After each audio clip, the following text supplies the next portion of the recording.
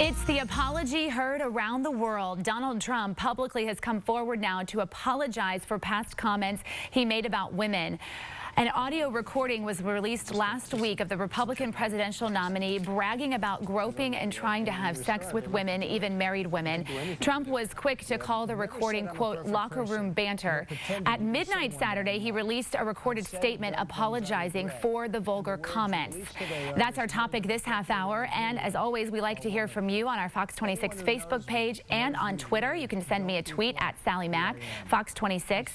Joining us live in our newsroom this morning to talk about this is our Roundup panel. It's led by our Fox 26 senior legal analyst, Chris Tritico. We also have Democratic media consultant, Mustafa Tamiz, and Republican strategist and public policy analyst, Jackie Bally. So Trump and Pence vowing to fight on. Trump says there's zero chance he's dropping out, even though there's calls for among some Republicans for Pence to take over the top of the ticket. Well, there's no mechanism in the Republican Party to remove him, and he would have to do it. So he'd have to do it voluntarily. And he's not going to do that, and he's not going to back out. Nobody's ever done that, to my knowledge, has voluntarily left after they've gotten the nomination. So I don't see him doing that.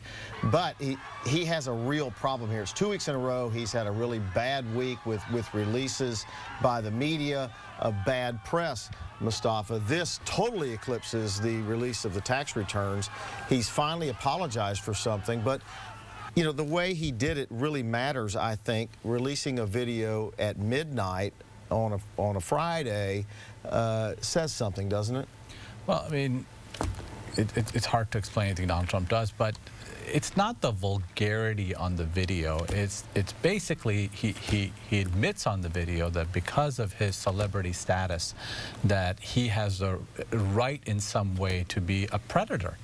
And there's a number of people that have come out and defended him. And if you look at the number of people defending him, those are the same people that in the 90s were very critical of President Bill Clinton. So, and they claim to be very principled. So these folks will come out and criticize Bill Clinton, but they came out and defended Donald Trump.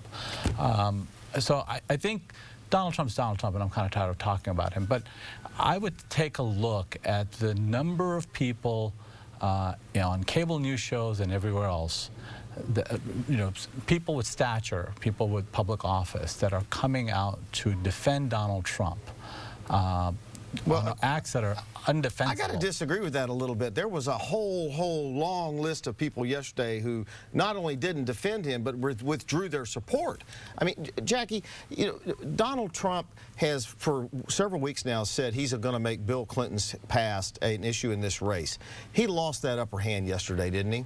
Well, a couple of weeks ago when we talked about Hillary Clinton and when she called millions of people deplorable, Mustafa defended her and even said that it was a good speech and that it was taken out of context. I'm not going to defend Donald Trump. I think the words that he used over a decade ago are not acceptable. I think his wife's explanation and defense of him, and it wasn't really defense, but her statement that was released was perfect. She said, I don't accept those words. I do accept his apology, and that this is not the man that I'm married to or the man who's before you right now.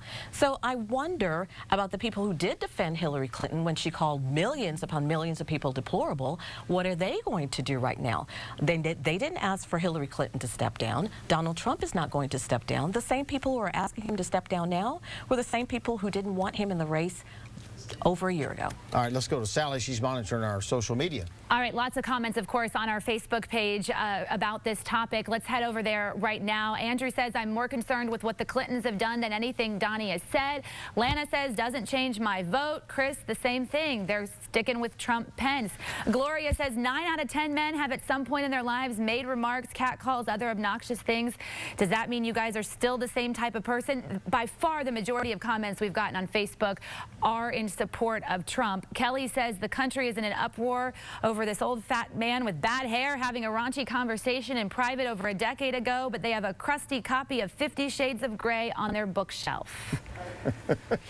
I like that last one. I know, that's pretty A funny. lot of people have made that leap to, people own 50 Shades of Grey, but they're offended by this. But isn't the issue, Mustafa, isn't the issue that there's been a whole host of people that have made Bill Clinton's past an issue, or tried to make that an issue in this race when he's not running, when Donald Trump is found on tape making these types of statements and admitting to doing these types of the very things that they're accusing Bill Clinton of, now they want to defend him. How can we have this? Isn't it a double standard?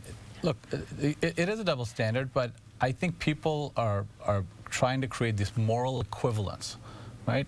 When somebody says something you disagree with, or using the word deplorable comes out and apologizes, it's something you said.